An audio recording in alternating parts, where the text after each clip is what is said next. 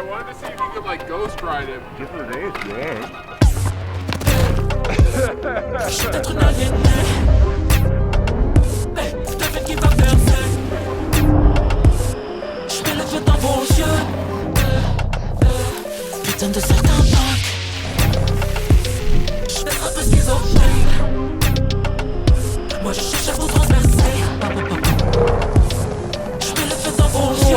Oh, I think this is not for me.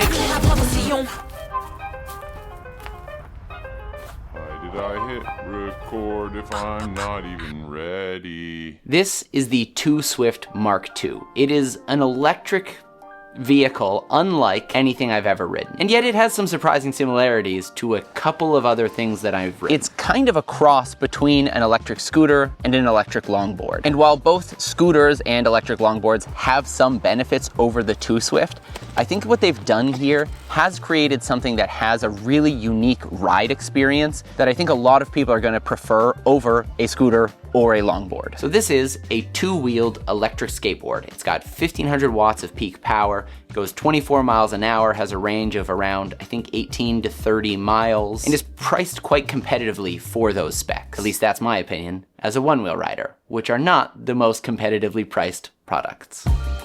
It weighs 31 pounds, which isn't so dissimilar to a one wheel, but is somehow both harder and easier to carry around than a one wheel. And in my opinion, so far the biggest drawback is that the battery system is only 48 volts. And we're gonna get to why that's not super exciting for me a little bit later.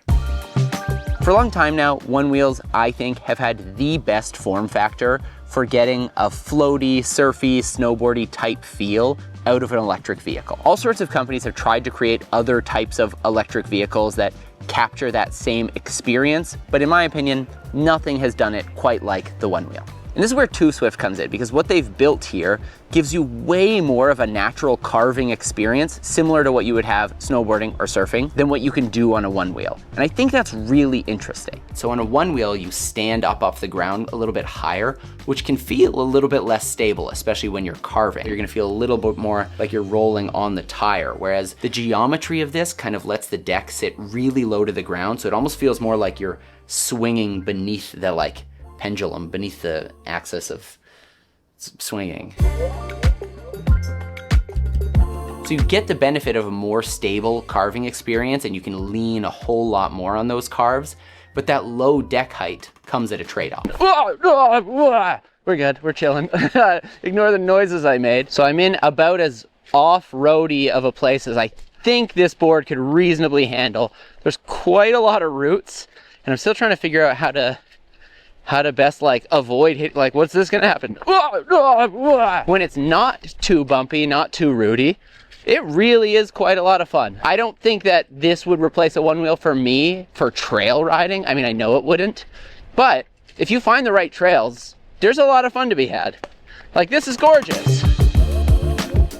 I find electric longboards are fun. I've owned them in the past, but they've never become a daily driver vehicle for me. Partly, this is because they are relegated to more or less smooth concrete pathways. Their tires are typically even too small to take on a soccer field terrain, let alone something more off-road and rugged like what we have here. The 2Swift, however, has these much larger air-filled tires that are gonna tackle off-road stuff a lot better than any of the off-road electric longboards that I've seen. There might be a couple out there that have an edge over this. If you know, let me know in the comments. However, when it comes to off-road terrain, the one wheel just has the edge by quite a substantial margin. Because on a one wheel, you only have a single point of contact, you're able to plan your rides around rocks and roots and stuff like that in a really nimble way. And if you need to, you can kind of bonk into them and over them. So this is not an all-terrain monster. This board really shines when you've got a nice smooth surface. It could be a little off-road, but preferably a paved road with enough space to really carve back and forth, because when you do that, especially at the 24 mile per hour top speed of this, it feels really, really fun. Quite a while ago now, 2Swift reached out to me asking if I'd be interested in making a video comparing this, the 2Swift, to my vehicle of preference, a one wheel. They asked me if they could sponsor a video to unbiasedly compare the 2Swift against the one wheel. And my first thought is, I mean, if you're gonna pay me, it's probably not gonna be unbiased. My second thought is, I've also said many times over the years that the Onewheel is my favorite thing, so I'm already kind of predisposed and biased towards the Onewheel. But in the end, 2Swift did not sponsor this video at all. They didn't give me any money, but they did send me this board to try out. This video, however, does have a sponsor. This video is sponsored by Huckberry. Huckberry is the one-stop shop for men for all things apparel, camping equipment, wow, hello leaves, home goods, lifestyle. They have so many cool things. It's an incredibly well-curated platform for all of the cool things that you want and need in your life. You've probably noticed that fall has been rolling in, the weather's getting colder, and you're probably in need of some nice warm goodies. I snagged this super cozy fleece overshirt from Howler Bros, and it is my new favorite thing to snuggle up in. I also got a great new EDC day bag that I've been using as a small camera bag, but also to travel with, to keep my passport and my dental floss inside of. Not only are they curating some of the highest quality brands on the market, they also have a roster of house brands that are making really fantastic stuff as well. One thing that I love in particular, this is the 10-year hoodie from Flint & Tinder, and it is so well made. It's so well made that they say it's gonna last you 10 years. Like, is there a warranty? It is ludicrously soft, incredibly thick, and is made to last. So whether you're in need of a sweet new hat or a big fleecy overshirt or a hoodie that's gonna last you into your 30s, 40s, 50s, whatever decade you have coming up next, check out Huckberry at the link down in the description. They have such a fantastic selection of goods that I guarantee you're gonna find something you love. Wow, it got actually maybe too bright. Like it's actually, I think I'm overexposed. But here. So while I don't think I see the 2Swift as something I would daily drive as my like commuter exploration vehicle, there are a number of things I really quite like about it that I kind of wanted to mention here quickly. For starters, whatever they've done with this motor, it is fantastic. I know it's VESC based, which might explain why it's such a nice, smooth motor, but it is like whisper quiet, like one of the quietest electric motors I've ever used.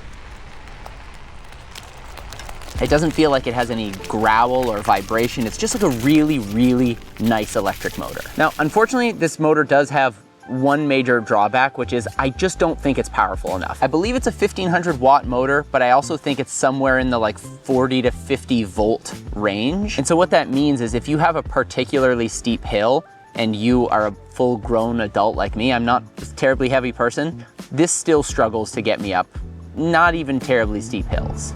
Wait. There we go. Got it. That was throttle all the way, throttle all the way up. If you have momentum, it can make it, but if you don't have a lot of speed from the bottom, it's not gonna climb very well. Get us up to speed. Come on. Come on.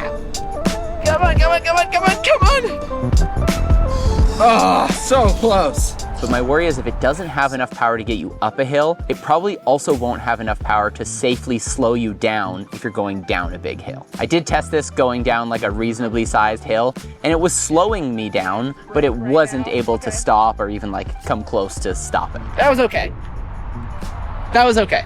When it comes to the remote, it's fine. It's definitely better than some electric vehicle remotes I've used, but I don't know if I'd say it's the best. I do find the throttle is like a little bit touchy. I wish it kind of eased into the power a bit more on the far ends of it. The other thing I don't love about the remote is probably because it's VESC based, it's got a whole bunch of like information that a lot of the nerdier riders are gonna love. But for me, all I really care about is like how fast am I going?